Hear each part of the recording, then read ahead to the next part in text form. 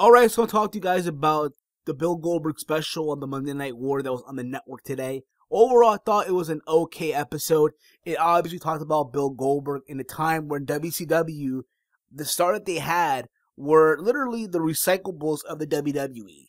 Hulk Hogan, Macho Man Randy Savage, Scott Hall, Kevin Nash, Lex Luger to an extent. And they talked about how these guys that were there in WCW, yes, they were there, but they weren't getting any younger. While WWE at the time were establishing young talent, Stone Cold Steve Austin, The Rock, Triple H, you kind of get the idea.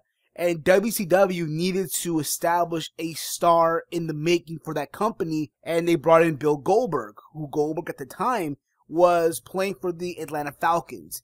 And unfortunately, Goldberg wasn't making that much money in the NFL, so he decided to attempt professional wrestling. He contacted Eric Bischoff, and Eric Bischoff gave him a developmental deal.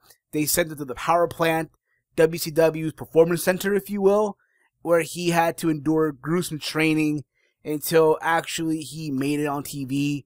His debut match was against Hugh Morris, aka Bill DeMott. It was a squash match. And Goldberg, one thing about him, he had the look. And unfortunately, though, one thing about Goldberg that was his downfall is that he didn't have charisma. He didn't have personality. And Goldberg's style was simple. Go to the ring, spear you, jackhammer you, and then 1, 2, 3, it's over with. And the next night, he'd do the same thing. There's nothing that changed about Goldberg's style. Goldberg didn't have the ability to give you a 20-minute clinic. And he had a match with William Regal, where William Regal was told, hey, go in there for 6 minutes with him. And Goldberg wasn't able to deliver in that aspect, wasn't able to go 6 minutes with William Regal, which he did, but there's a lot of botches, if you will. And from there, WCW decided to hide, Goldberg's negatives and just put the positive. Here's a guy who goes in there, has matches that are under a minute, spear, jackhammer, win, repeat. And they realized that, hey, throughout time, he was establishing an undefeated streak. I think he went like 100-something and 0. So WCW decided to put him up against Hulk Hogan in Nitro at the Georgia Dome for the WWE title, where, literally the Georgia Dome, that time period for that match was sold out. Literally, they sold out the Georgia Dome. I think that was their biggest attendance at that time period to see Bill Goldberg become the new WCW World Champion. And after that, people backstage in WCW were jealous of Goldberg.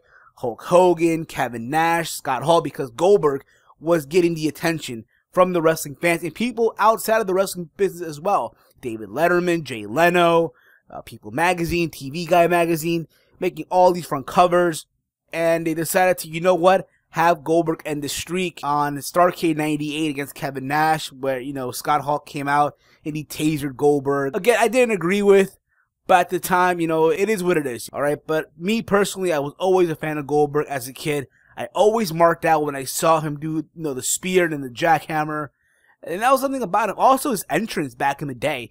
It would be like that of an MMA fighter today, where they do the walk to the cage or to the ring. Kind of had that similarity, if you will. Let me know your thoughts down below in the comment section of this video.